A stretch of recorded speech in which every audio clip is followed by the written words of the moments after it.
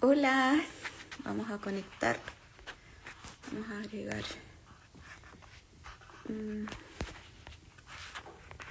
Nutri.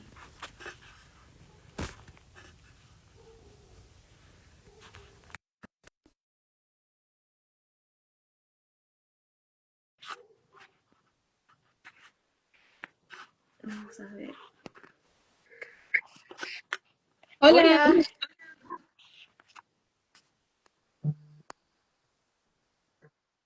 hola, ¿me escuchas bien? sí, todo bien. Ya, súper, ahí está el doctor. Hola, hola. Hola. Hola, ¿cómo estás? Muy bien, pues gracias por la invitación. No, gracias a ustedes por contactarme. Bien, bien, bien. Aquí estamos cargando los micrófonos. ¿Se escucha bien? Sí, súper bien. Súper top. Súper. Ya. No sé si la Anastasia se habrá unido. Ella a veces ingresa como Reuma Conecta. ¿Todavía Ah, no? ya, Roma. Sí, todavía no se ha conectado. O al Ya. menos me parece. Le voy a Ahí la mandar invité. un mensajito. Ah, le voy a mandar la invitación a ella. Y le vamos a poner. eh, vamos a poner aquí por empezar. Ya.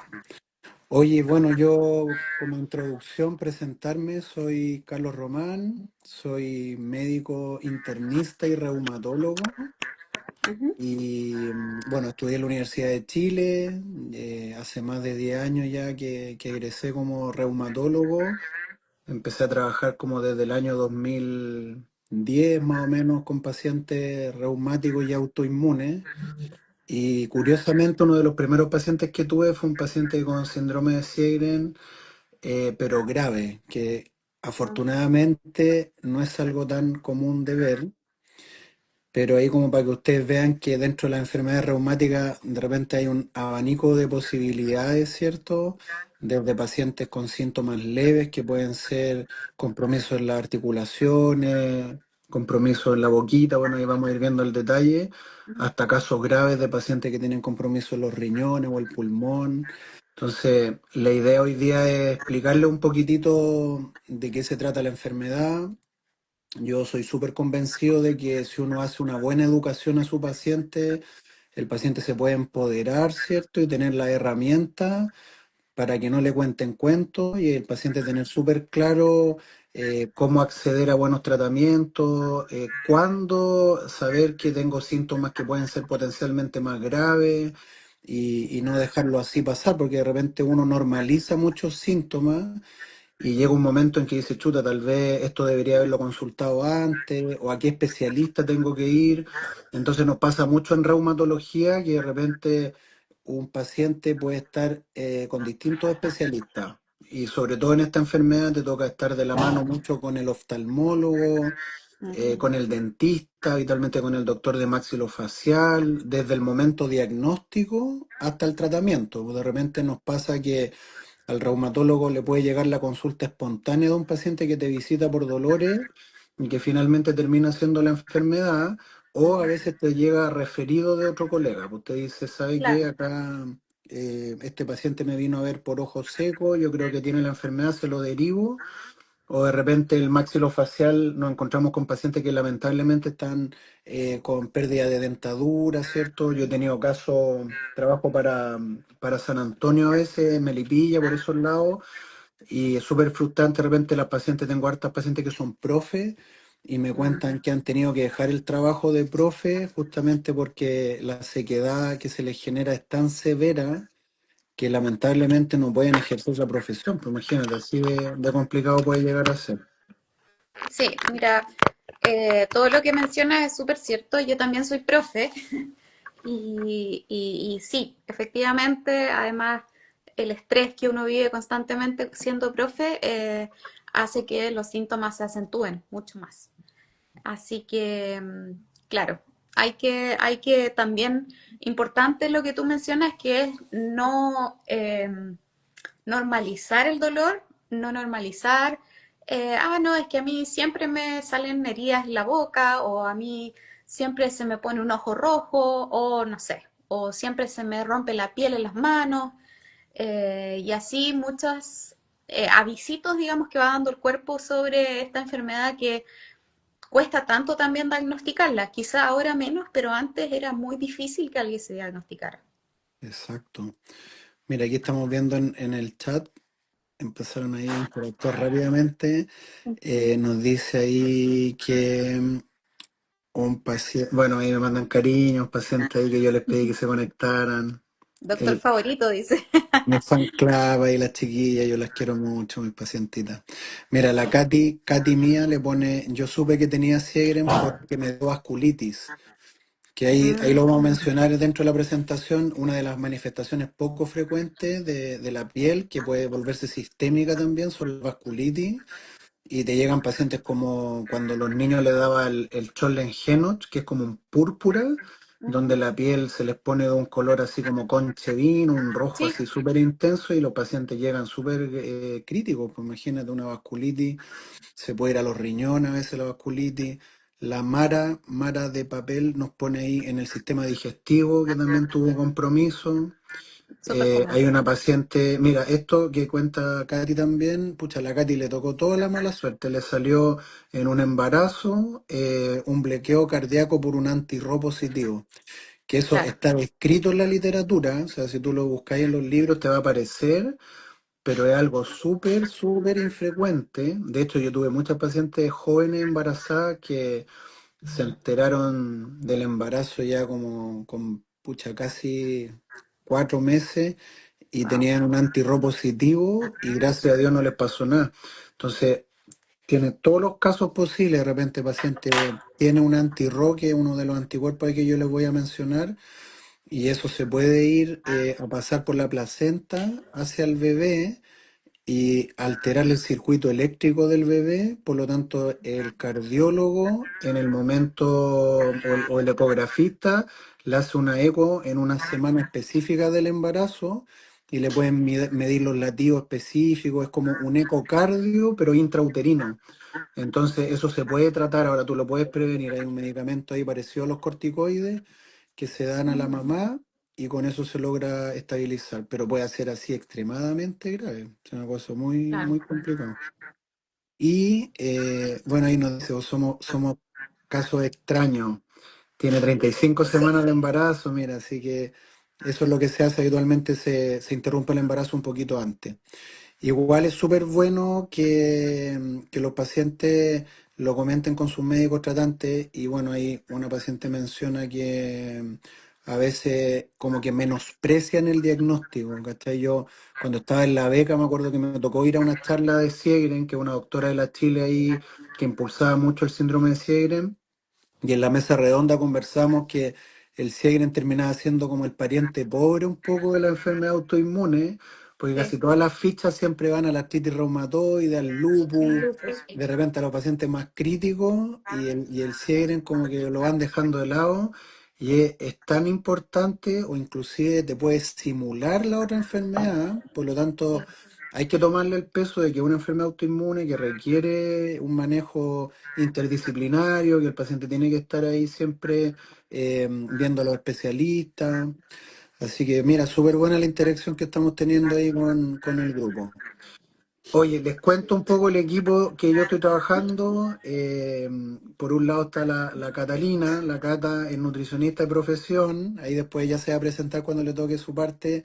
Venimos trabajando en un centro de investigación que se llama Enroll, que hay en Providencia, y este centro de investigación yo estoy hace más de 10 años con ellos, y el objetivo es un poco buscar soluciones de terapias que se llaman biológicas, que son medicamentos de última generación que están ingresando a países con el objetivo de poder darle una solución más potente a los tratamientos que actualmente existen, que de repente tú tienes un paciente con una enfermedad autoinmune, le das tratamiento general, lamentablemente ese tratamiento general a veces queda corto o la enfermedad es un poquito más grave, y ahí hay laboratorios habitualmente de otros países europeos o de América del norte que te hacen un estudio de investigación con años de evolución. Por ejemplo, son 5 años que los especialistas están buscando soluciones en los laboratorios, hacen estudios, le analizan la sangre a las personas, después ven que estos fármacos sean seguros, que sean confiables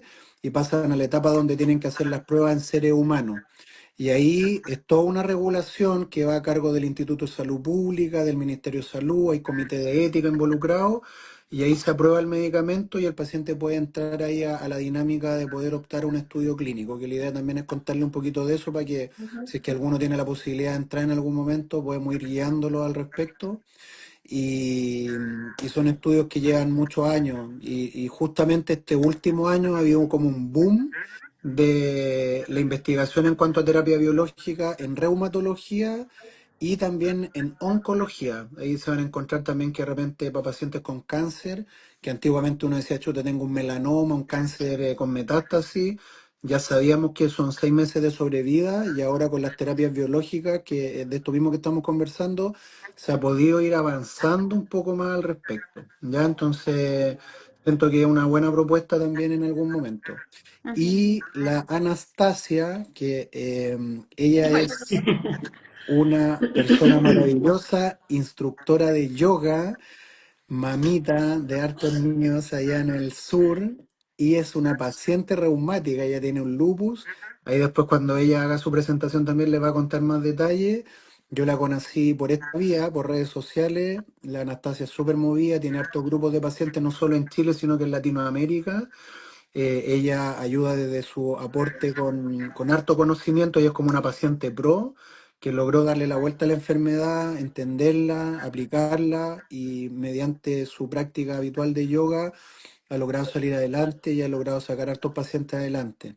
Y logramos hacer una comunidad del dolor desde el año, desde este año, un poquito el año pasado, hemos trabajado con las agrupaciones de Lupus Chile, también hemos trabajado con la Fundación de Pacientes Reumáticos de Chile y ahora estamos ahí en la puerta del horno a punto de salir una aplicación, por eso ahí la conexión de nosotros es Reuma Conecta, que ujú, es una app para pacientes reumáticos justamente con información científica gratuita, de calidad, donde los pacientes, los familiares, los acompañantes van a poder entender un poco las enfermedades reumáticas y tener una mirada de tratamiento integral, donde nosotros nos basamos en 3 pilares, que es la parte psicoterapéutica, que tenemos una psicóloga que trabaja con nosotros, que es experta en mindfulness y en técnicas de relajación para antiestrés. Uy, se fue Carlito. Se nos se quedó cayó el pegado el doc. doctor. Se nos cayó. Sí. Esperemos un poquitito que regrese el doc. Oh, se fue también También se cayó. la Catalina, se le salió también. ¿Qué pasó? A ver, No lo sé. Se le salió a los dos. Quizás problemas de internet. puede ser, ¿ah? Sí. Em, A ver. pero conversemos nosotras mientras que llegan los chiquillos. Em, ahí llegaron, ahí llegaron. Ahí llegó Ahí volví, Carlitos. Ahí está. ahí volví. Sí, oye, no, lo que le iba a decir, justo, mira, justo que, bueno que pasó antes que empezáramos el PowerPoint. Yo vivo acá en Talagante y en el campo cuando llueve, entre que se caen los árboles, los ventarrones y todo, se te corta la comunicación a veces. Así que puede que estemos entrando y saliendo. Ya, Ya. entonces lo que les contaba en esta app, la idea es aprender técnicas no farmacológicas con Jessica, que es nuestra psicóloga experta en psicoterapia y en mindfulness, Anastasia, que hace la parte de terapia de yoga, ¿cierto? Y la Anita Belén, que ella es una Nutri experta en dolor. ¿Se escucha? Sí se escucha. Tienen ¿Sí? que, sí, ahí se escucha bien, quizá alguien tiene problemas con su propio teléfono, pero sí se escucha. Ya, bien. Se cayó la Cata, dice que hay que enviarle solicitud. A ver, Ahí estamos de vuelta. Nutri- ahí la voy a invitar de nuevo. Vamos. Ahí Oli, sí. Ahí está. Ahí estamos. Ya. Nadie nos va a detener. Vamos, si se puede. Contra viento y marea. Sí, vamos, vamos, vamos.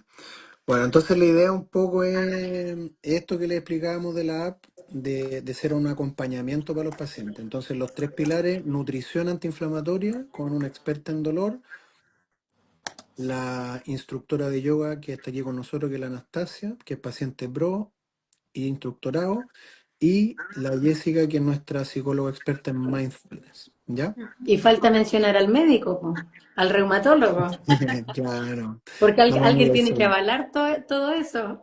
Claramente.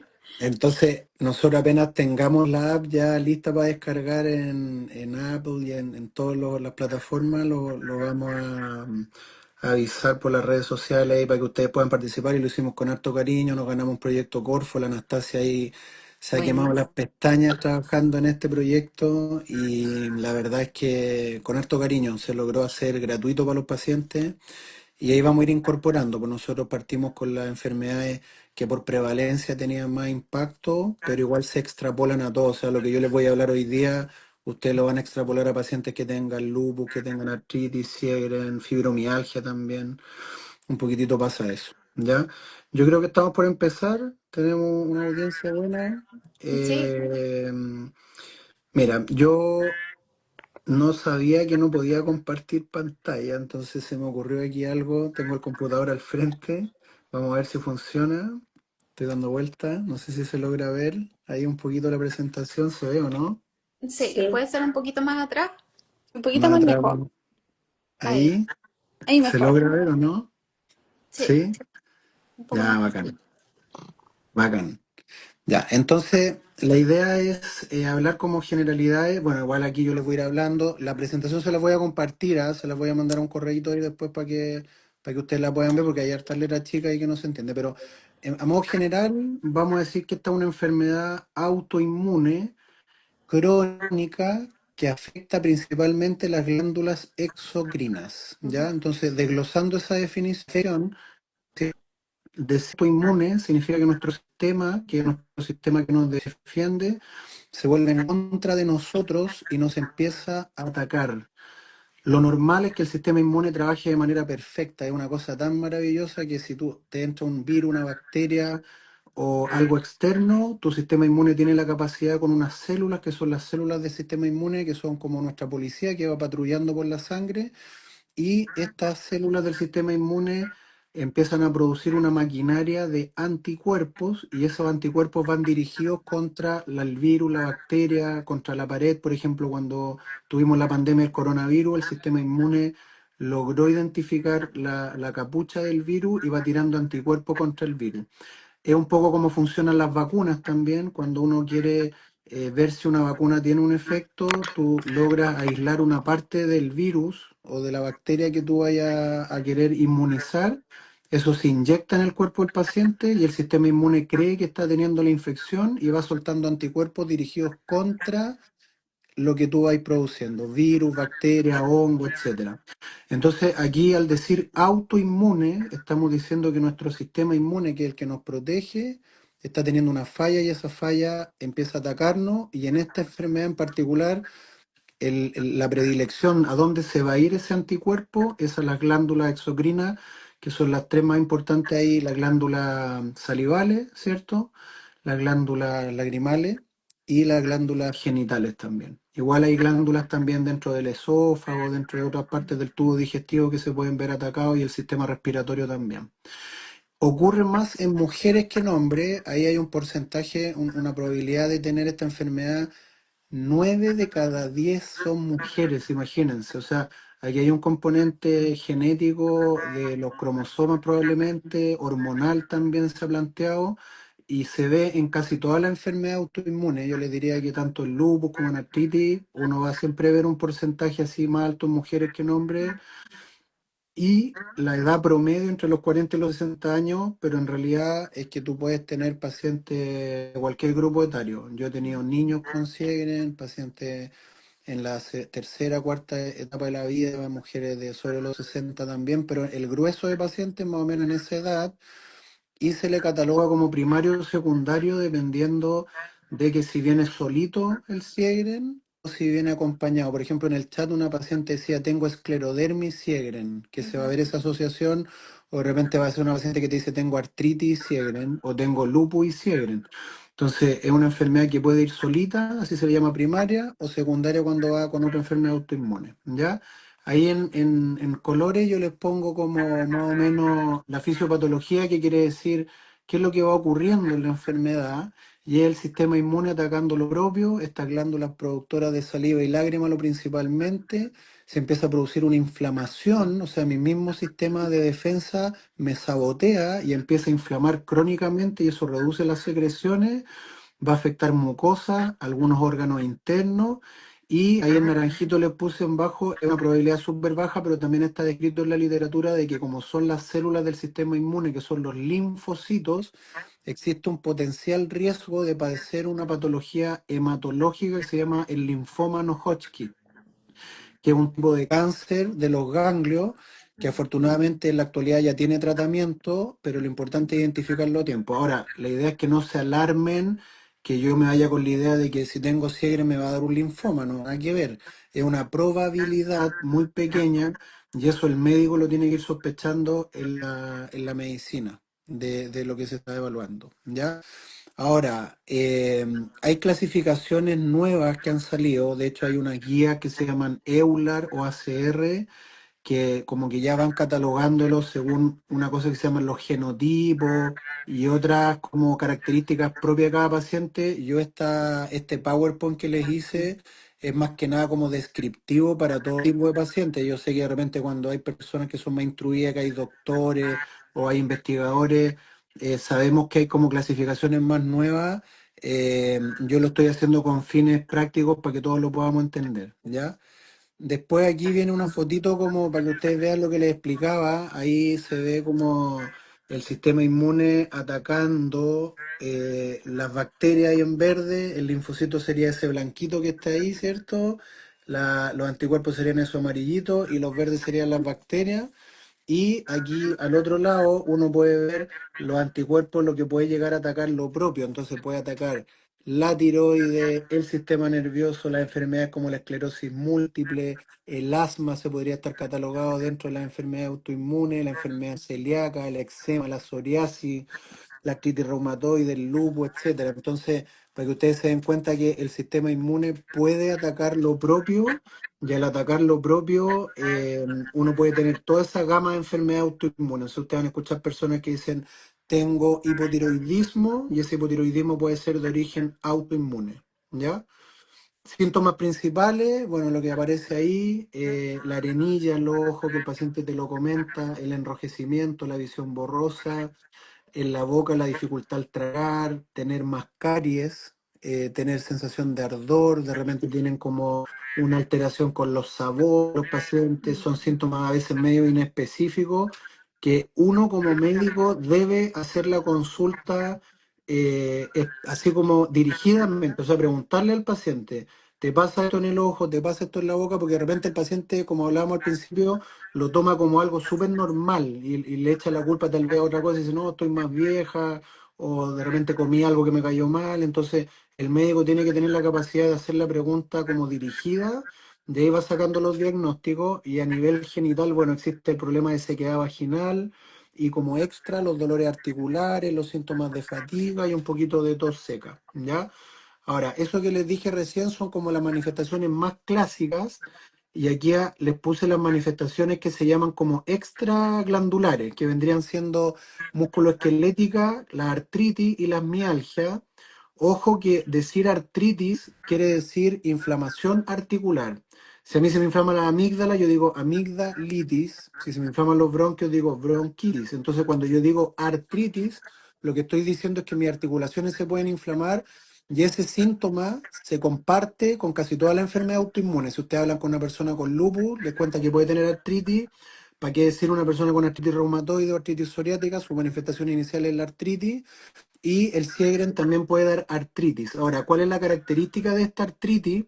Que es una artritis que se llama no erosiva, ¿ya? La artritis cuando se te inflama la articulación, en la artritis reumatoide habitualmente, se te inflama y como que la articulación se va rompiendo, se va carcomiendo, y por eso los pacientes con artritis reumatoide tienen un daño irreversible, que afortunadamente ya no se ve tanto, pero se pueden pillar con pacientes con artritis que tienen las manos deformadas y acá esta artritis afortunadamente no te va a deformar, sí te va a producir una inflamación súper grande que el paciente le va a limitar la calidad de vida, le va a limitar su actividad de la vida diaria, pero no te va a dar un daño erosivo. Esa es como la característica que tiene. Las mialgias, que se parece a la fibromialgia, hay muchos pacientes de repente que se confunde el diagnóstico y te dicen, no, aquí usted tiene una fibromialgia, hasta que a alguien se le ocurrió pedirle el anticuerpo y el anticuerpo salió alterado y era un Sjögren que además puede tener fibro, puede tener las dos.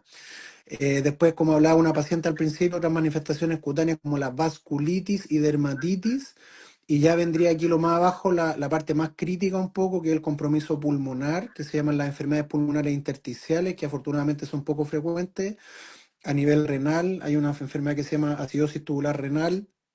También pueden haber como glomerulonefritis, que serían las itis del riñón, que también podrían ser afectados en el Sjögren, afortunadamente poco frecuente.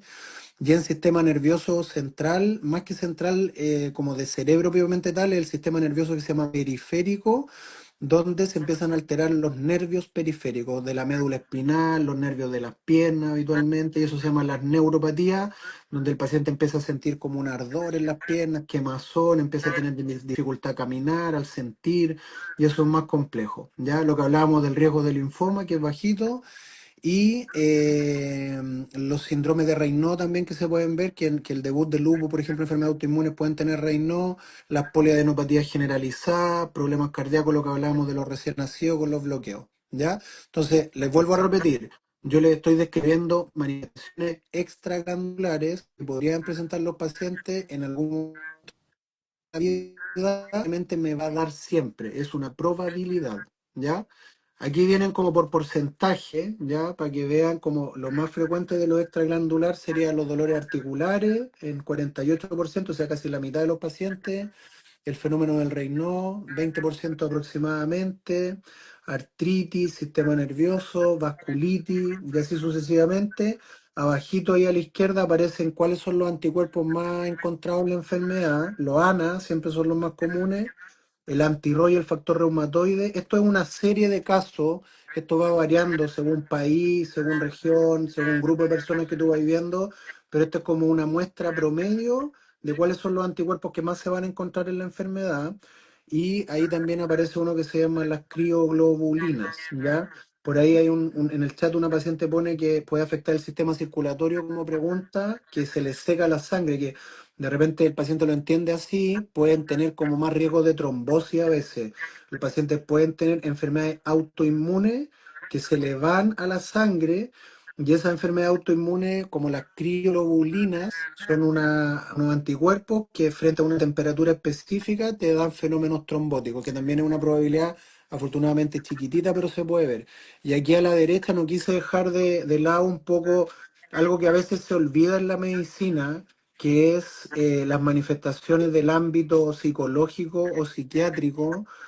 Yo te diría que ese porcentaje que vieron en esa serie, yo en la práctica lo veo mucho más. O sea, más de la mitad de los pacientes tienen un cuadro depresivo, ansioso, porque te diagnostican una enfermedad que de partida es rara, es una enfermedad que te cambia la vida, o sea, tienes que empezar a tomar medicamentos crónicos, tienes que ir a control, le pregunta a un médico general habitualmente te queda mirando raro, los pacientes de verdad que lo pasan súper mal cuando lo diagnostican, porque en realidad no hayan que hacer, pues entonces típico que uno se mete a internet, te pone a googlear, ahora está el chat GPT que como que ayuda un poquito más, pero el paciente queda como en un catastrofismo así súper heavy y le va mal, pues le va súper mal ahí en ese sentido. Entonces hay cuadros depresivos asociados y más raro ya estos cuadros que se llaman las mielitis, que son inflamaciones de la parte blanca de los nervios periféricos.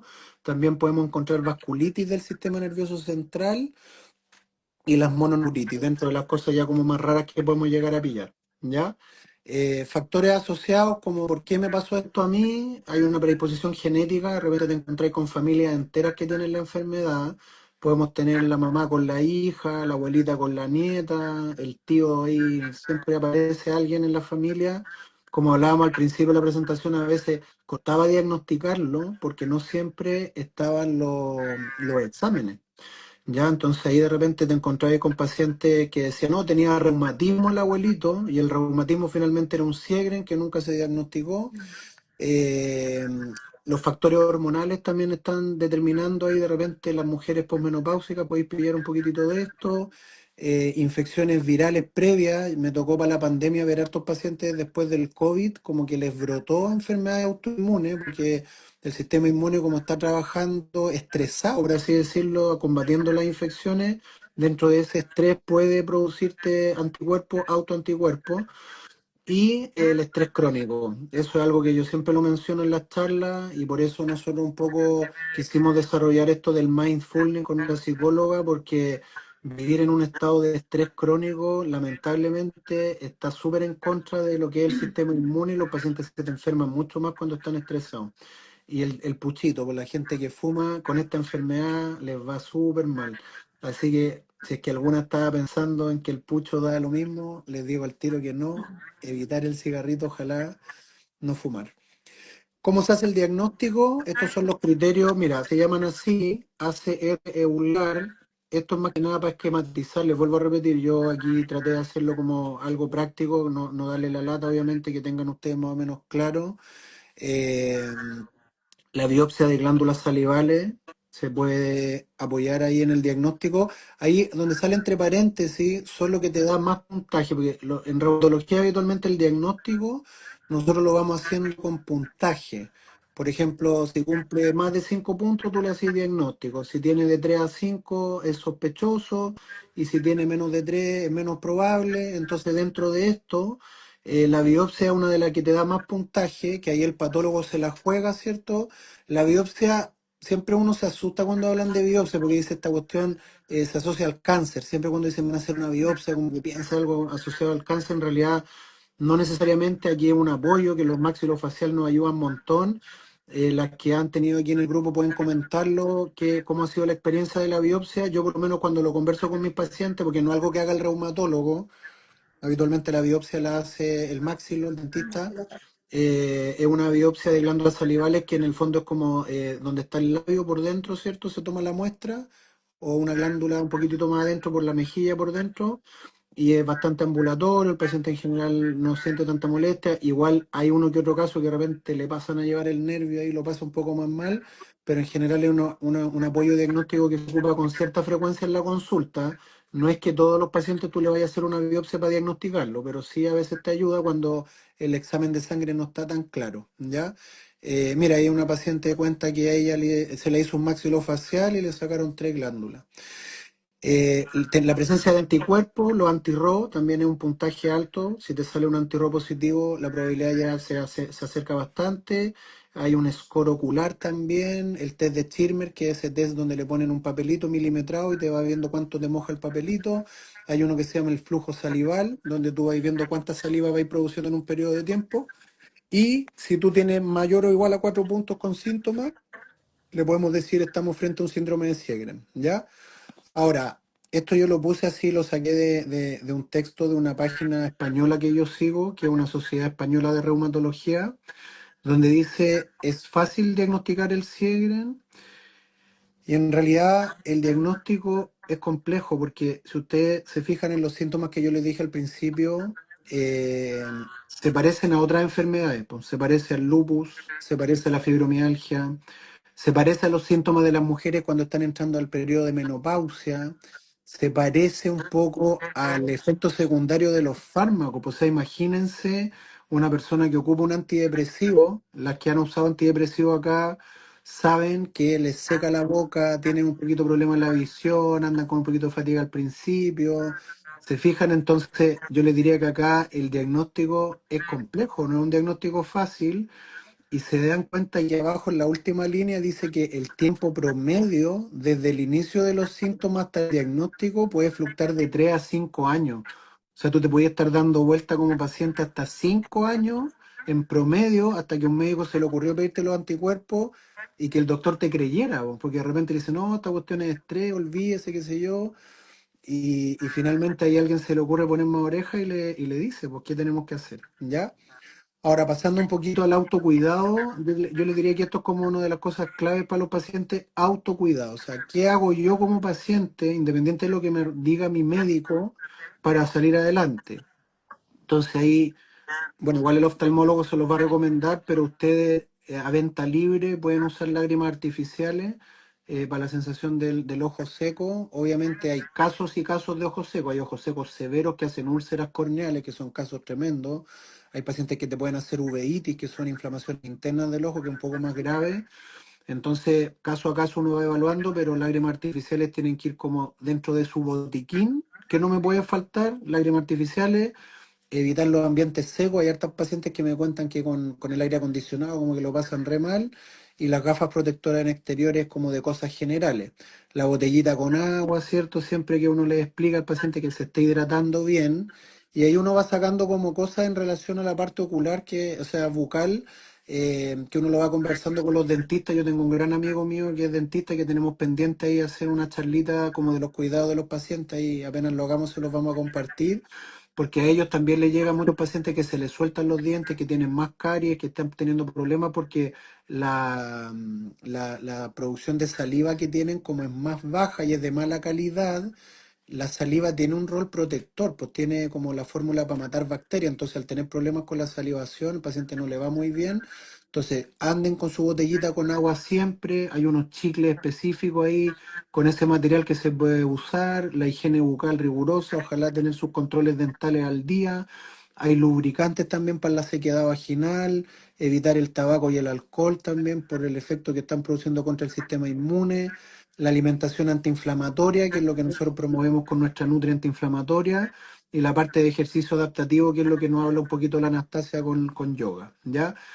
Hay un profe que yo tuve en una charla, que es el doctor César Rivera, que tal vez, no sé si lo conocerán de la fundación, pero ahí él tiene su Instagram y todo, y en una de las charlas, él nos enseñó una receta casera que las pacientes pueden usar como enjuague bucal, que es en una olla, en 1 litro de agua, ustedes ponen una taza con linaza, la linaza esa como semillita, ¿cierto? Y la dejan hervir, y en otra olla ponen unas 5 o 6 bolsitas de manzanilla en 1 litro de agua, y eso se junta, se cuela, y la linaza hace como una babita. Y esa babita ustedes la echan en una botella, ¿cierto? Esa mezcla que hicieron, y pueden ir tomándola o pueden hacer enjuagues bucales. Linaza con manzanilla, súper efectivo como una saliva casera. Y de las cosas, yo no me está patrocinando ninguna marca, pero habitualmente uno recomienda el Ceros, que es una pasta de dientes específica para ustedes, y el Caristop también, que le ayuda como para la parte de los dientes. El Ceros hay en Sprite y hay en pasta de dientes, la pueden estar trayendo así como para la sequedad, bastante bueno. Ya, en cuanto a la nutrición, aquí ya estoy como por la última, ya terminando. Una nutrición ojalá balanceada, le va a ayudar a los síntomas y a prevenir las complicaciones. Una dieta ojalá rica en frutas, verduras, los granos enteros y las proteínas. Limitar los ultraprocesados, los azúcares, eso en general para todos los pacientes autoinmunes. La hidratación clave, y tener la opción de consultar como específicamente con un nutricionista que se dedique a pacientes reumáticos. Tenemos la suerte de contar actualmente con Nutris que se dedican a pacientes reumáticos, que nos ayudan bastante.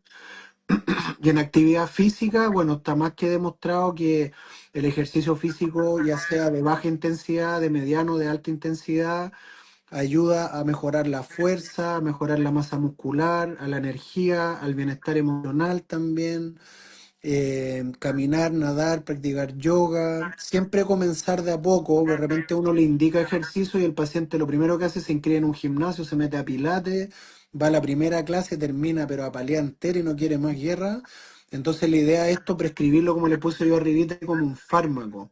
Por ejemplo, practique Qigong o Liangong cada 12 horas durante 30 minutos, haga yoga 3 veces a la semana, escuche su cuerpo, no se sobreexija. Y obviamente cuando hay brotes de la enfermedad, uno tiene que escuchar su cuerpo y descansar, porque de repente uno es súper maniático y quiere hacerlas todas, entonces aquí hay que ir de a poquitito, ¿ya? Y respecto al estilo de vida, idealmente evitar el estrés crónico. Yo sé que es súper difícil lo que uno les pide porque ya están pasándolo mal con la enfermedad. Muchas de ustedes son las mujeres que están en una etapa de la vida que tienen que criar a los niños, tienen el marido, tienen que cuidar a los papás de repente. Son tantas funciones multifuncionales que les toca y que más encima el doctor le diga, oiga, evite el estrés, como que es para explotarle la cabeza. Entonces, ahí de repente las técnicas de mindfulness son súper bienvenidas. Nosotros contamos los días miércoles, ahí les vamos a compartir el Zoom. Hacemos media hora de mindfulness gratuita con nuestra psicóloga. Eso es abierto a la comunidad, a cualquier persona que quiera asistir. Nos conectamos por Zoom todos los miércoles de 8 a 8 y media de la noche. Y las pacientes quedan súper relajaditas, uno puede hacer autodidacta también aprendiendo el mindfulness y hay talleres también que se pueden ir desarrollando, eso ayuda un montón. Y está demostrado que el estrés y la falta de sueño empeora todos estos síntomas, porque el paciente está con más apaleamiento, más sequedad, entonces ahí eso como que tienen que tratar de incorporarlo a su día a día, ¿ya? Y lo otro que yo les comento respecto al sueño, siempre tratar de llevar de 6 a 8 horas, ojalá. Yo sé que es difícil, pero el sueño es clave también en esto porque el sistema inmune como que se repara mientras uno duerme en la noche. Entonces eso ayuda un montón, ¿ya? Y bueno, esto yo se lo puse acá también de esta página española. Existe una cura de la enfermedad. Yo le diría que en la actualidad esta es una enfermedad que es crónica. Crónica significa que nos va a acompañar siempre.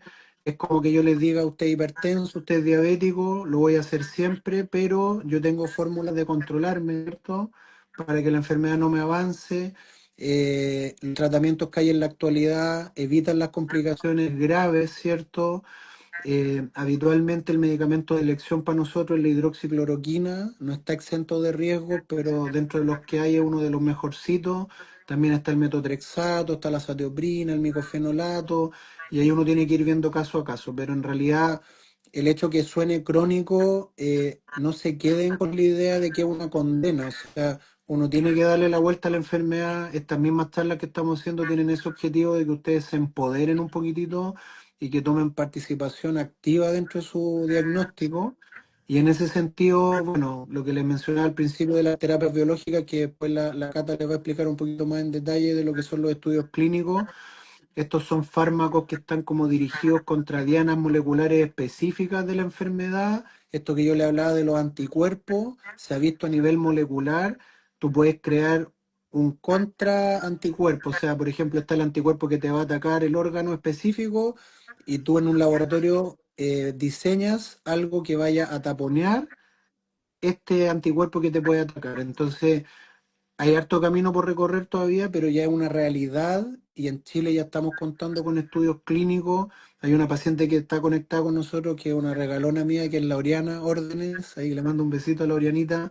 Ella ha participado con nosotros en estudios clínicos, actualmente está en un estudio y ella ha podido vivir en carne propia esto de las terapias biológicas para que sepan que es una realidad, que no es ciencia ficción, que a Latinoamérica ha llegado y probablemente en algún momento de la vida esto se vaya a incorporar a las leyes chilenas. Pues, o sea, como pasó hace más de 10 años con la ley Ricarte en artritis reumatoide, pasó después con la artritis psoriática, lupus también se está haciendo algo. Como les dije al principio, finalmente somos el pariente pobre de enfermedad autoinmune, pero las mismas agrupaciones de pacientes logran muchas cosas con la política, ¿cierto? Hay cosas que a veces están exentas de lo que puede hacer el médico, pero ustedes como pacientes pro pueden lograr hacer muchas cosas más.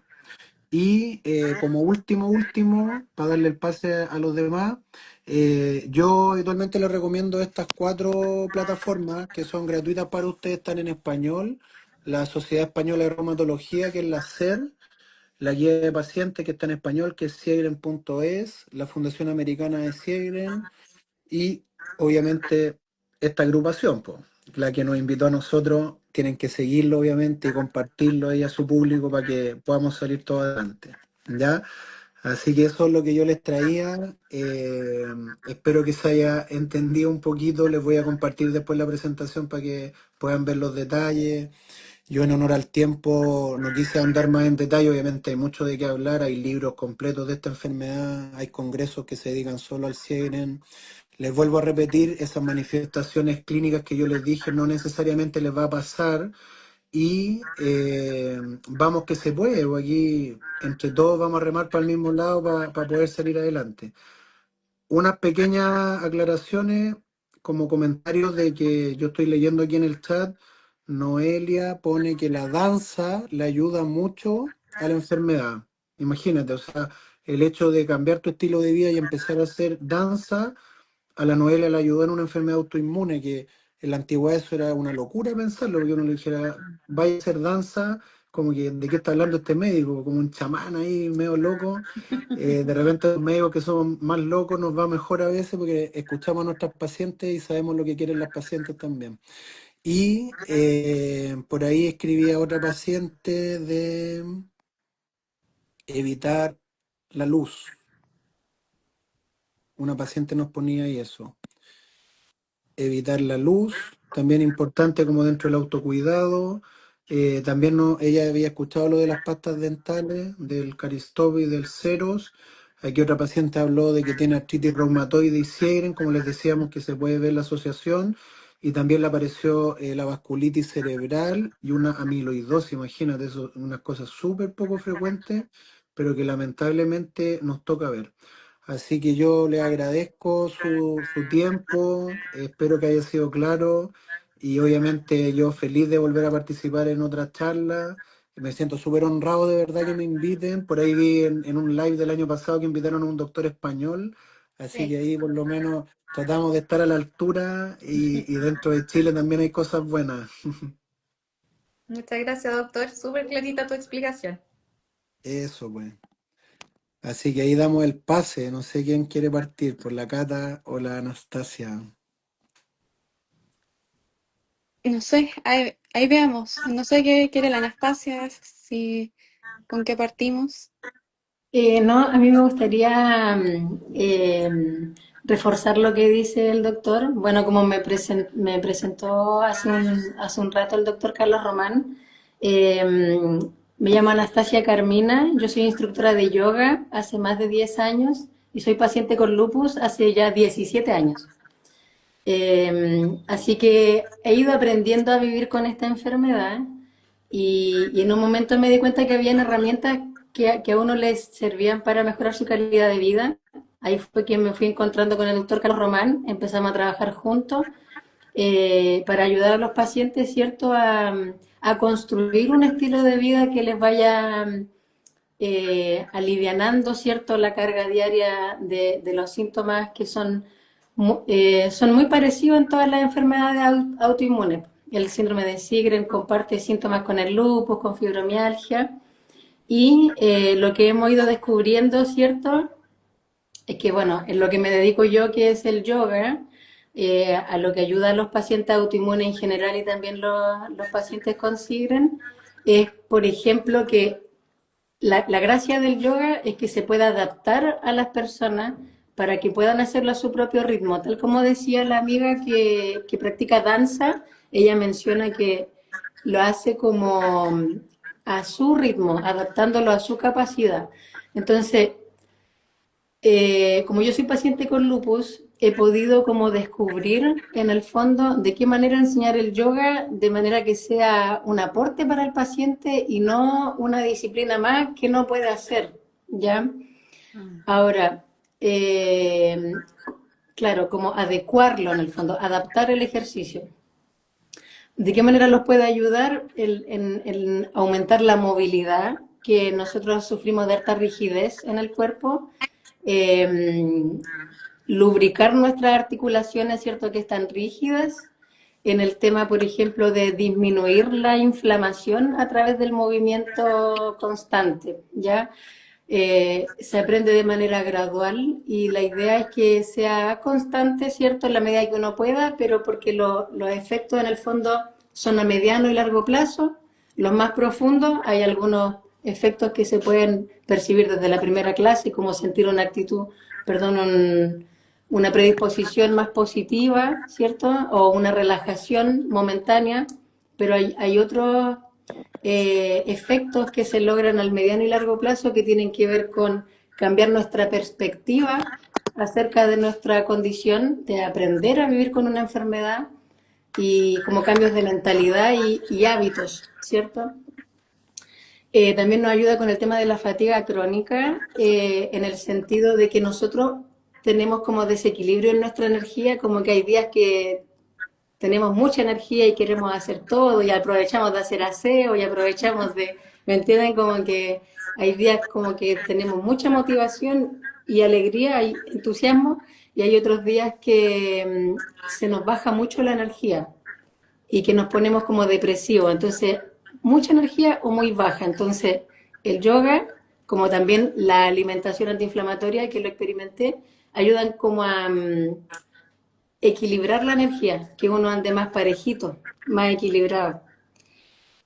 Y eso ayuda mucho en la calidad de vida, porque uno cuando tiene tanto desequilibrio en la energía, ni siquiera uno puede programarse, así como ya hagamos tal cosa el sábado, yo el sábado no sé cómo voy a estar, no sé si voy a andar bien o mal, entonces es increíble cómo equilibrar la energía te da mejor disposición para poder hacer una vida normal, por decirlo así, ¿ya?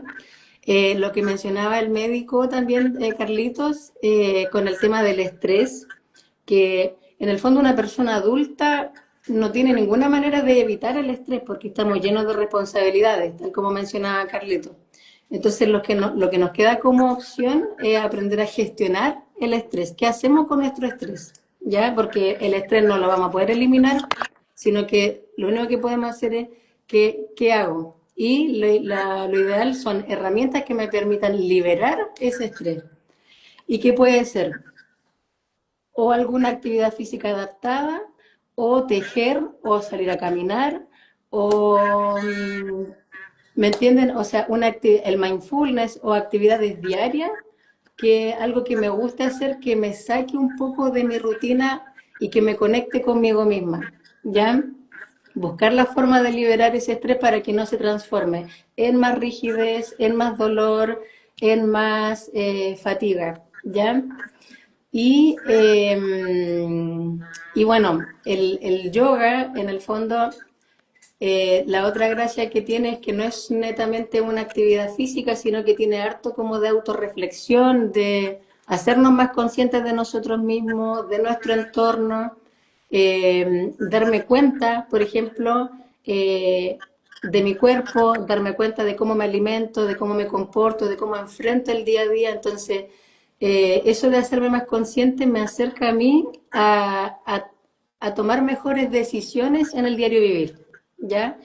De repente como esta misma vida acelerada no nos permite como darnos cuenta de muchas cosas, entonces el yoga nos hace más conscientes y más atentos a lo que está pasando y a quizás cómo puedo, qué está influyendo en mis síntomas y cómo puedo yo eh, prevenir si me doy cuenta, por ejemplo, de que tal alimento me provoca un malestar o una discusión me provocó un malestar o qué es lo que me está haciendo dormir mal, todas esas cosas, ¿ya? Eso también ayuda el yoga o la actividad física, como también la alimentación antiinflamatoria, dormir mejor, que haya una mejor reparación, ¿cierto? Una mejor restauración del cuerpo, va muy de la mano. Ya yo lo que me he dado cuenta harto a través de la comunidad y los pacientes, la alimentación 100%. Por ejemplo, si yo me pongo a practicar una actividad física, cualquiera sea, sí voy a tener un alivio, pero si eso, pero hasta cierto punto puede dar un alivio, pero si yo lo complemento con alimentación antiinflamatoria,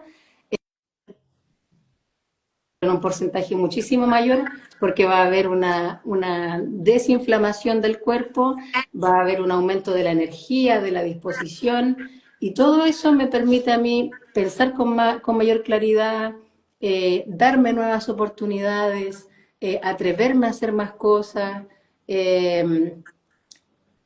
descubrir mi potencial humano, ¿me entienden? Entonces, yo siento que en la medida que uno pueda, con los recursos que uno tenga, ir haciendo pequeños cambios pueden marcar grandemente la diferencia, ¿ya?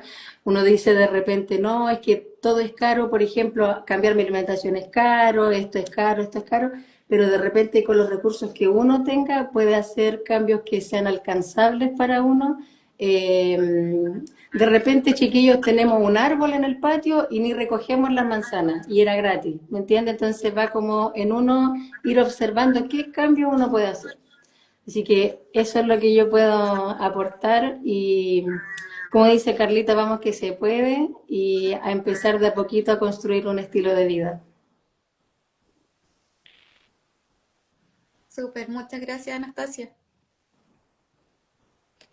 Bueno, Anastasia yo creo que abordó muchas cosas súper importantes, no solamente el tema de la relajación, sino que también todo es un conjunto y que igual por eso queremos abordarlo de distintas aristas, tanto como lo que habla el doctor, con lo que habla la Anastasia, que al final el poder abordar una enfermedad depende de muchas cosas y que hay que tratar de, dentro de lo que uno pueda, poder abordarla a todas. Entonces, bueno, me presento, yo soy Catalina Fica, yo soy nutricionista de la Universidad Católica y yo trabajo en Enroll, en un centro de estudios clínicos donde trabajamos junto con el doctor Román. Y lo que nosotros finalmente hacemos es ofrecer esta oportunidad de estos tratamientos que son innovadores que mencionaba el doctor para el público general que quiera finalmente formar parte de una investigación. Igual es bastante importante el saber que es una investigación, que es un estudio clínico, porque muchas veces uno va con desconocimiento y eso genera de miedo. Uno no sabe a qué se enfrenta en una investigación, uno no sabe qué es lo que le van a hacer. El típico comentario de si voy a hacer un conejillo de indias o no. Entonces ese tipo de cosas, el poder derribar esos mitos es súper importante. Y de parte de lo que también hablaba la Anastasia sobre la alimentación, ahí yo quiero meter un poquito mi cuchara como nutricionista y aparte de lo que es la alimentación antiinflamatoria, también es súper importante recordar que los pacientes con síndrome de Sjögren muchas veces no llegan a comer todo lo que tienen que comer por la misma sintomatología que tienen. Pasa muchas veces que estos pacientes tienen sus labios rotos, tienen su lengüita lastimada, los dientes también ya no forman tal vez como están como antes. Entonces muchas veces dejan de comer cierto grupo de alimentos y eso también es aparte de lo que es la alimentación antiinflamatoria. Hay que ver si el paciente podría tener algún tipo de déficit que lo pueda finalmente estar perjudicando todavía más. Entonces, aparte de lo que es poder estar con el doctor, apoyarse también con la actividad física, con el mindfulness, con la parte, por ejemplo, de Anastasia, que también es súper recomendable que la parte nutricional la puedan abordar. Y ahora ya hablando un poquitito como tal de lo que son los estudios clínicos, quiero que podamos abordar lo que son las etapas de los estudios clínicos, que eso, ahí está el miedo generalmente de qué es el estudio clínico y en qué fase están. Los estudios clínicos es este estudio, valga la redundancia, donde los pacientes van a utilizar un medicamento que es nuevo, que todavía no está a la venta, como estaría tal vez en cierta farmacia en la esquina. Para que un medicamento salga a la venta tiene que pasar por muchas etapas, muchos años de estudio, para que finalmente esté a la venta y nosotros lo podemos ocupar como iríamos a comprar, por ejemplo, la misma hidroxicloroquina que nos recetó el doctor, tal cual nosotros tenemos que pasar por un proceso antes de que ese medicamento esté ahí. Entonces, primero lo vamos a dividir en dos grandes etapas los estudios clínicos. Lo vamos a dividir en una preclínica y en una etapa ya clínica. Cuando hablemos de clínico, nos vamos a referir a lo que son los humanos. O sea que si estamos hablando de una etapa preclínica, todavía no estamos con seres humanos. Y ya la clínica, con personas. En la etapa preclínica, primero se puede utilizar, por ejemplo, en cultivos celulares, en las células in vitro, o se pueden ocupar en ciertos animales como podrían ser los ratones, los monos. Y en esto primero se quiere investigar esta molécula nueva, este fármaco nuevo que desconocemos, y queremos investigar si tiene algún tipo de toxicidad en los animales, si ese medicamento, cómo actúa, cuánto se demora en actuar, cuánto tiempo dura en el cuerpo, por ejemplo. Y todas esas características primero se reúnen antes de pasar a las personas. Cuando ese medicamento se ve prometedor, por decirlo así, ya logra pasar a una etapa que es clínica. Y la etapa clínica se divide en cuatro grandes etapas. La primera es solamente abordar la seguridad. Generalmente se realiza en pocos sujetos para poder abordar y determinar si ese medicamento va a tener algún efecto secundario, si va a tener algún efecto adverso, si es tóxico, si es seguro y si los medicamentos lo van a ser capaces de utilizar con uno u otro medicamento o si en algún momento ese medicamento genera algún daño, ya ese medicamento no se va a considerar seguro y por lo tanto no va a seguir avanzando. Si ese medicamento ya logró pasar esa etapa, pasa a la siguiente fase que es la 2. Y en eso se aborda la eficacia. Cuando hablemos de eficacia, nosotros queremos saber si el medicamento va a poder ayudar en lo que debería de estar ayudando. Por darles el ejemplo, un paciente si tiene sequedad, por ejemplo, y el medicamento quiere eliminar la sequedad, si el paciente no percibe que se solucione ese problema, ese medicamento no es efectivo y por lo tanto no nos sirve. Entonces, un medicamento que va a ser eficaz va a ser aquel que se logró probar con evidencia, que logra ser efectivo, que logra solucionar el problema al cual está creado finalmente. Y ya está una fase 3, que ya es como casi la última para poder ya nosotros verlo en la venta.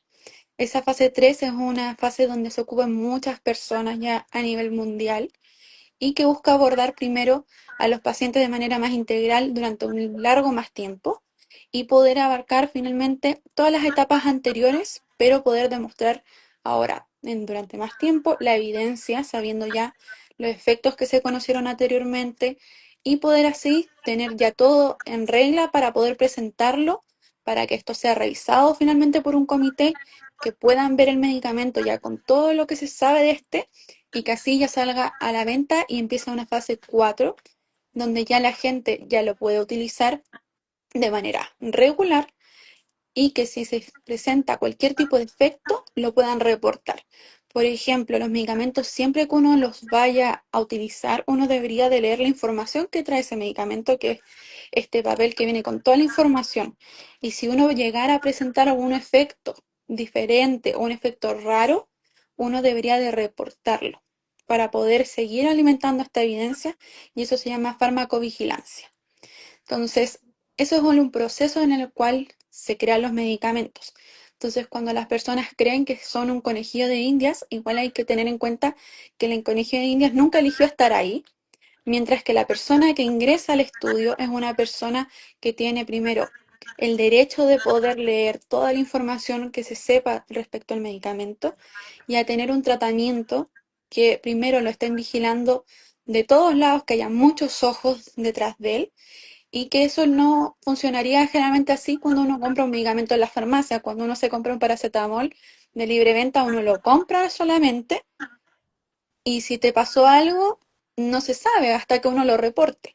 Mientras que el medicamento que está en un estudio clínico va a estar con 1000 ojos encima, con el doctor vigilando, con la enfermera, con un teléfono 24/7 al que uno puede reportar cualquier cosa. Entonces, esos son los estudios clínicos y nosotros como Enroll tenemos diferentes estudios en este momento para los pacientes con síndrome de Sjögren. Antes el doctor había mencionado un poco sobre que hay pacientes que tienen un síndrome secundario o que es primario.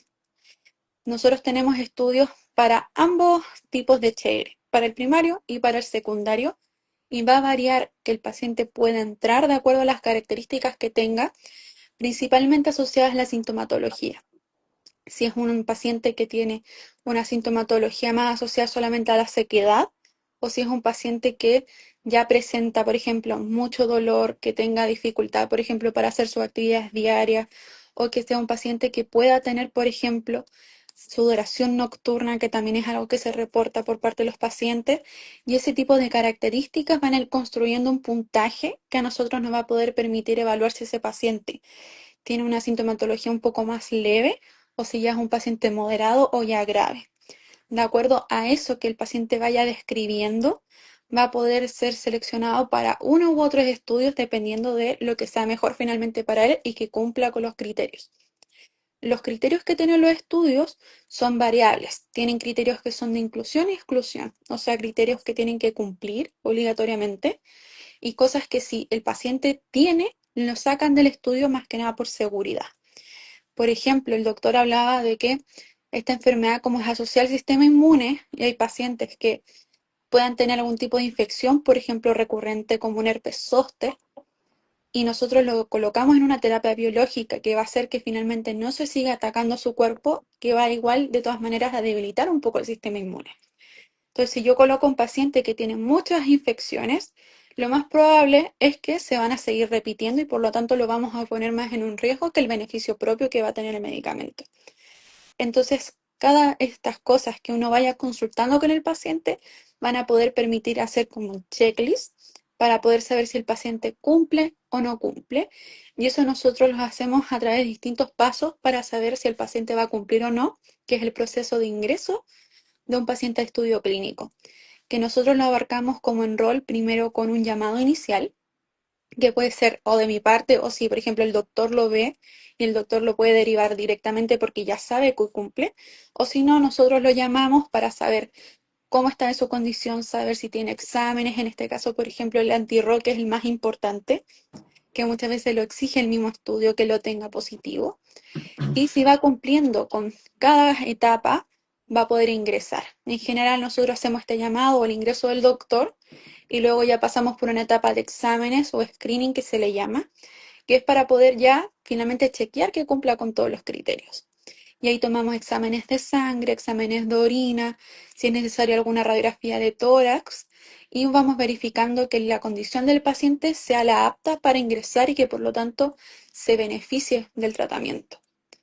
Y si el paciente cumple con todos esos criterios, el paciente ya ingresa a este estudio clínico. Eso es en general más o menos lo que yo le quería comentar sobre los estudios y no sé si ustedes tendrán algún tipo de duda o consulta sobre cómo se ingresa, si tiene que algo hacer un paciente para poder ingresar o algo en general. Oye, súper bien, chiquilla. Yo de verdad le agradezco porque está muy claro ambos lados, tanto la Anastasia con harta experiencia ya que llevamos tiempo estudiando esto y la Cata lo hiciste espectacular, Catita, porque está súper claro. Mira, yo voy a tratar de responder algunas cosas del chat que estaban, lo apunté acá. Mira, me preguntaron en un momento, ¿dermatitis y eritema nodoso es causa del Sjögren?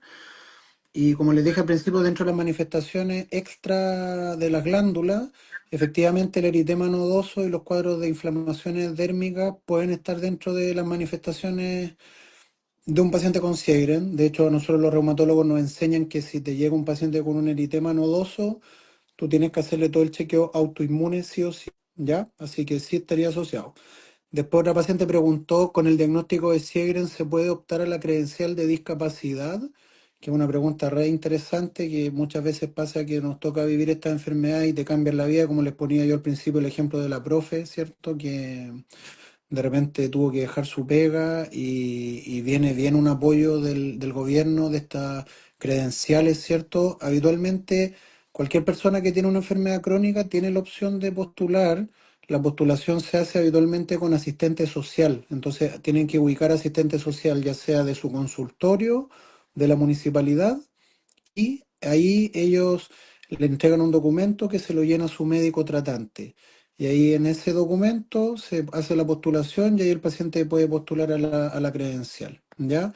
Después la paciente hizo otra pregunta que yo le hice en un congreso, de hecho me tocó ir a un congreso fuera de Chile y hablé con una experta en anticuerpos porque me tocó ver pacientes con Sjögren que el ANA, el anticuerpo antinuclear, puede salir negativo.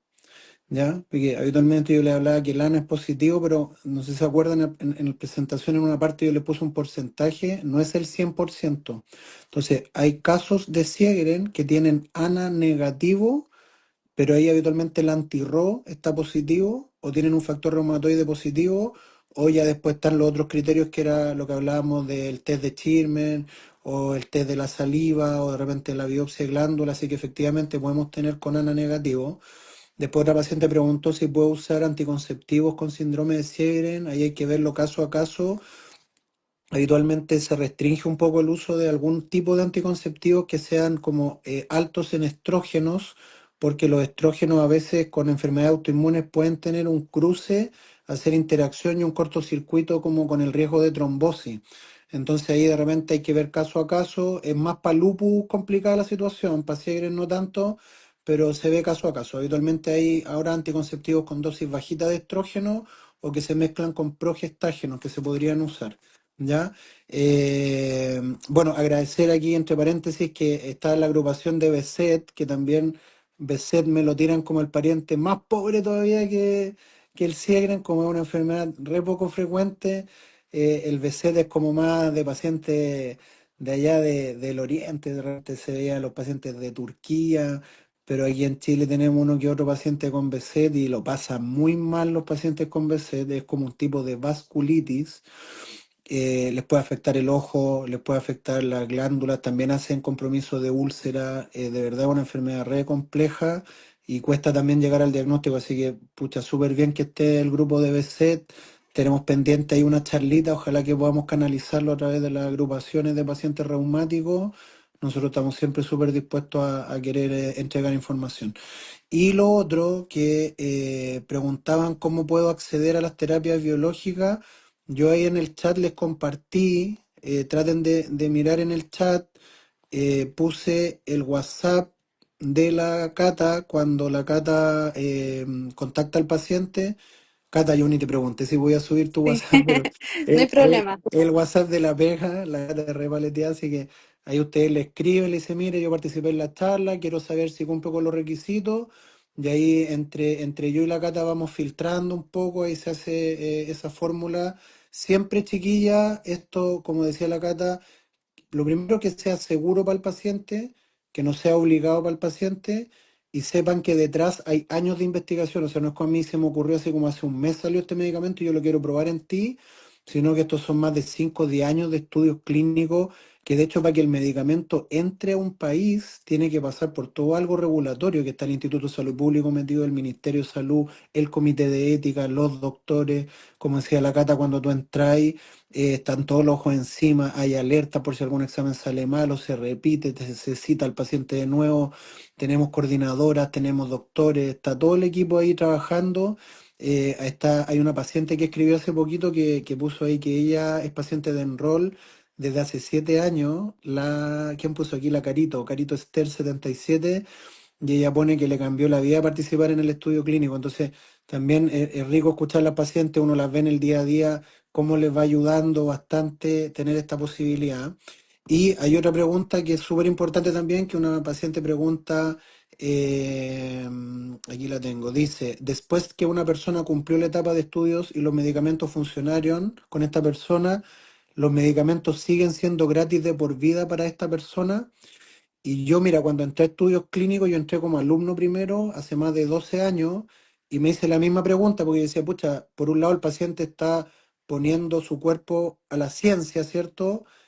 ¿Cuál es la retribución del laboratorio? Pues entonces, claro, el laboratorio le regala el medicamento mientras dura el estudio, que son medicamentos que habitualmente van a costar de 500 lucas para arriba, habitualmente esos son como los precios, algunos más caros, algunos más baratos, se le entrega todo el transporte, se le entrega todos los cuidados, los exámenes, las visitas médicas, que si ustedes lo piensan en un hospital público, pucha, ver un paciente de estas características con suerte una vez al año o cada 2 años, que es la realidad del país.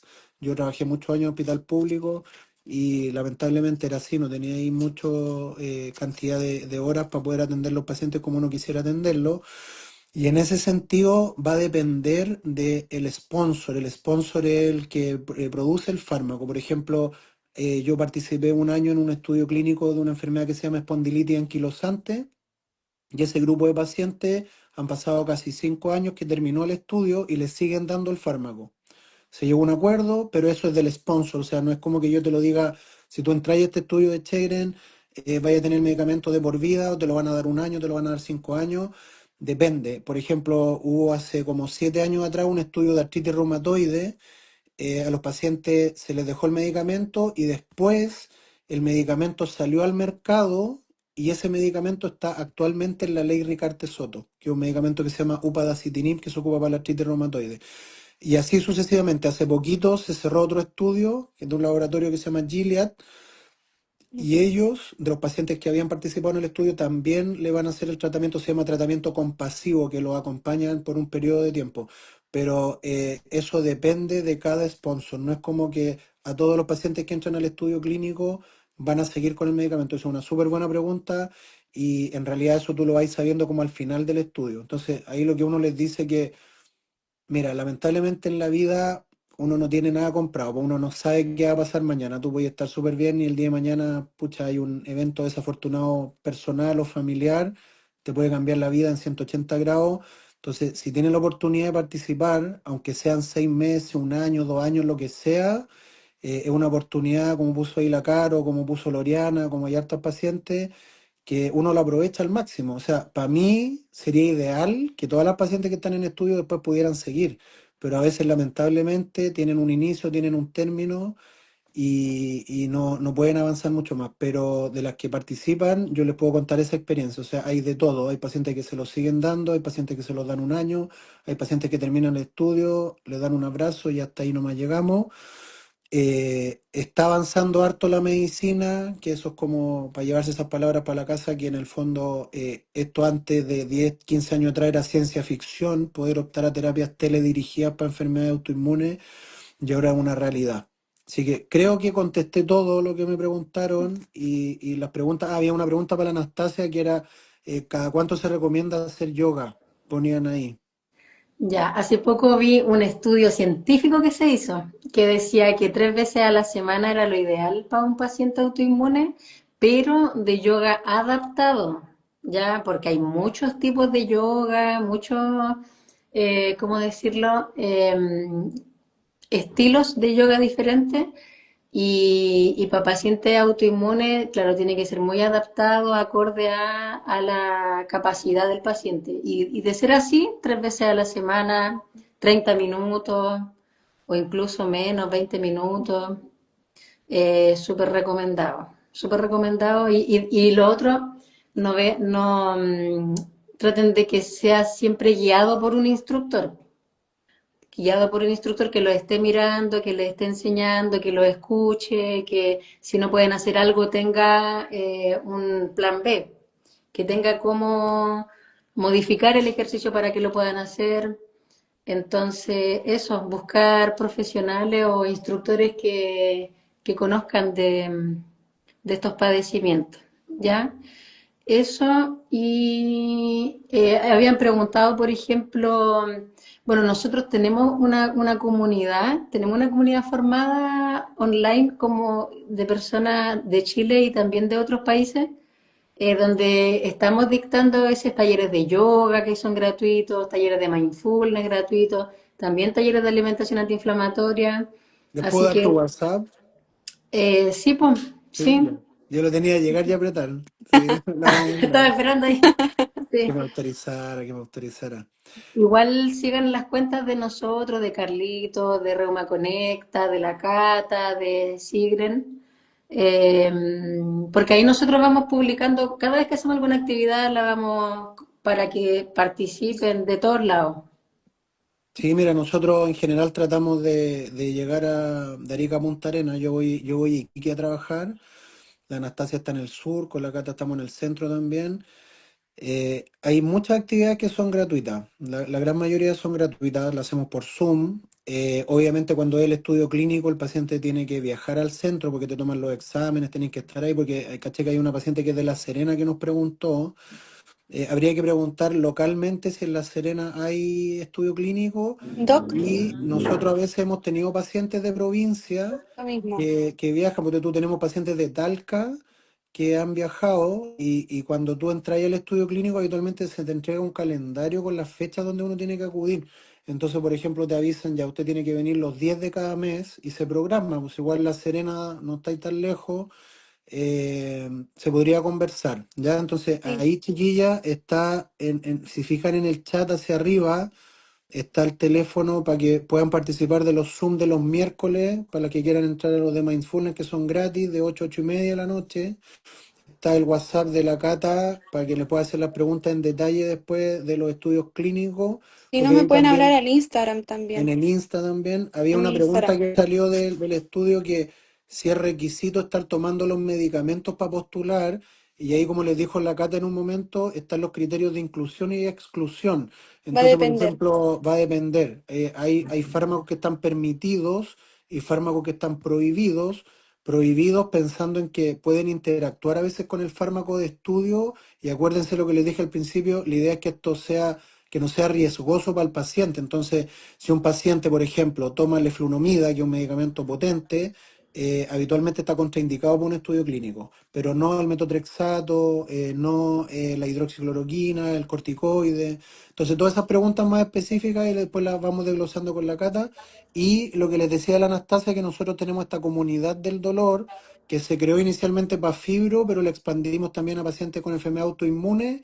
Y en ese WhatsApp vamos publicando harta información, de repente las pacientes hacen catarsis, te cuentan ahí sus cosas que le están pasando, nos apoyamos harto y tratamos de ser súper respetuosos ahí con el chat porque obviamente todos nos queremos apoyar, pero siempre aparece ahí como la oveja negra que te tira un comentario. Mira, hoy día mismo pasó o ayer que la Anastasia empezó a hablar ahí, hizo un reel re bonito de los pastilleros Así. y un personaje ahí le pone como, y tú eres doctora, ¿por qué estás dando esta recomendación sin ser doctora? Pues, ¿cachai? O sea, ella ha estudiado harto, una paciente pro, explicó súper clarito, ocupó parte de su tiempo, hizo su reel bien bonito explicando de que el fármaco se tiene que guardar de esta y otra manera, y ahí aparece siempre, ahí hay una Nos persona falta. que atornilla al revés. Entonces, esta comunidad, la comunidad en el fondo es un poco el acompañamiento, y como alguien puso por aquí en el chat, no me sentí sola, que en el fondo esa es la idea, porque no se sientan solas,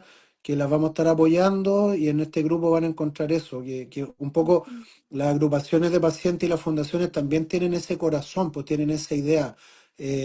Yo participo con Lupus Chile, participo con BKH, que es Bosco Yanagara, que también son enfermedades autoinmunes raras. He participado también con la agrupación de pacientes reumáticos, tanto de Chile como de Latinoamérica. Ahora estoy conociendo a las chiquillas de Siegren. Tenemos pendiente con BSET, tenemos también con fibromialgia, hacer otras cositas. Entonces es como un poco la idea, ¿ya? Así que les dejo ahí, bueno, en los Instagram que ustedes están ahora, en estos 4 Instagram, se pueden seguir, ¿cierto? Y ahí ustedes pueden hablarnos directamente, ¿cierto? Están los WhatsApp también. Y a medida que nosotros vamos sacando la app, les vamos a ir guiando. Eh, Así que agradecidos, pues agradecidos por la audiencia. Ah, Doc, Gracias por la lluvia. Igual llegaron todas y todos. yo quería resolver una dudita respecto a la paciente de La Serena antes de que se me vaya a pasar. Ya. Que de todas maneras, bueno, acá nos ven de hartos lados y nosotros, nuestro centro en rol está en Santiago, en la comuna de Providencia, pero también tenemos el centro hermano de nosotros que está en Valdivia. Entonces, igual para que sepan que si son del sur o un poco más al centro, pueden venir con nosotros. Y de todas maneras, como decía el doctor, hay pacientes de muchas regiones, incluso hay pacientes de otros estudios que son de Arica. Entonces, si es que ustedes quieren participar en estudios, decía el doctor, ahí dejó el WhatsApp también, o me pueden hablar al Instagram mío o al del doctor. Y de todas maneras, si ustedes son de región, no hay problema, ¿ya? Más que nada, a nosotros nos importa que el paciente se beneficie del tratamiento, así que si ustedes quieren viajar y tienen el tiempo para viajar, algunos controles pueden ser algunos semanales o algunos son mensuales. Entonces, si ustedes pueden venir, de todas maneras, el centro ayuda con el tema del traslado. Más que nada en bus, poder apoyar a que el paciente pueda venir y poder realizar el reembolso correspondiente del traslado, porque al final también los medicamentos, el traslado, todo es un tema económico bien importante. Entonces, si pueden venir, no importa que sean de La Serena, escríbanos y ya va a depender más que nada de los criterios de inclusión y exclusión, ahí para poder evaluar cada caso a caso para ver si pueden ingresar. Así que súper dispuestos a poder contestar cualquier duda si les surgió después del live, si quieren ingresar a estudio, pueden hablarlo. Y el centro, como dije, está en Santiago, en la comuna de Providencia, cerquita del metro Manuel Montt, y el centro que está en Valdivia está en calle Buchef. Entonces, por ahí, quienes sean del sur tal vez ubiquen un poquito más, pero ambos son bien centrales en cada una de las ciudades correspondientes. Oye, y un saludo ahí porque estuvimos internacional hoy día, de Guatemala, de Canadá, de Colombia también. Argentina veo aquí también. Se pasaron. Muy, muy bonito saber que se expande ahí a Latinoamérica y a otras latitudes. La aplicación va a estar disponible para los 20 países de habla hispana, ¿eh? Así que van a estar tan todos considerados. Sí, mira, España también, qué bonito. Así que bueno, vamos a tratar de, por interno, tratar de dejarle igual los WhatsApp. Quedaron en el chat. No sé si va a quedar grabada la charla, porque hay algunas Sí, pacientes que se cortó un poquitito. Me dicen que sí. Ahí van, no sé si los comentarios quedan guardados, parece que no quedan guardados en el live. parece que no. Pero bueno, ahí yo les anoté los Instagram. Si quedan dudas, nos escriben. Y lo de la comunidad los miércoles, todas invitadas. Inviten a familiares si quieren, en media horita. Mindfulness, las charlas con la Nutri, terapias clínicas, de todo un poquito. Y Eso pues. muchas gracias también a Cherin.cl por darnos la oportunidad y el espacio de poder llegar también a ustedes, porque de verdad que estamos súper agradecidos de poder llegar a distintos ámbitos, a poder poner ahí un granito de arena para ayudar a los pacientes finalmente. Buenísimo. De verdad que muchas gracias por haberme contactado para poder hacer este live. Creo que fue muy educativo para todas las pacientes y los pacientes, que el doctor pudiese explicar de qué se trata esta enfermedad que pasa a ser un poco engañosa, un poco compleja de diagnosticar. También la importancia de, desde una visión más integrativa, ¿cierto? El tema de la alimentación, el tema del yoga, del mindfulness, todo esto hace que podamos, digamos, disminuir un poco el estrés y hacer que nuestra enfermedad no esté tan activa como es de costumbre, ¿ya? Así que muy agradecida, muy contenta también de saber que se están haciendo este tipo de ensayos clínicos en Chile. Hace 10 años atrás no se hablaba mucho de Sjögren ni de Sjögren, nadie tenía idea de qué se trataba. Hoy en día, afortunadamente, esto está más visible, la gente ya tiene más conocimiento de esto y eso es reconfortante. Así que muchas gracias a usted, doctor, a Anastasia, a la Cata, muchas gracias por el trabajo que están haciendo. Eh, Espero que esto ayude mucho a cambiar las vidas de los pacientes, que el diagnóstico sea mucho más certero, mucho más rápido y que los tratamientos sean mucho más efectivos de lo que son hasta ahora. Así que 1.000.000 de gracias. Voy a hacer todo lo posible porque quede grabado este live y va a quedar instalado en la plataforma en la colaboración con también las cuentas de ustedes. ¿Ya? Súper. Muchas Así gracias. que eso, muchas gracias, que esté muy bien. Ya Muchas pues. Gracias a todos los que gracias. vieron el Buen live. fin de semana. Chao, chao. Igualmente, Cuidado con chao, la chao. lluvia, cuídense todos. Sí, chao, chao. Chao, que Chao, estén muy bien. chao.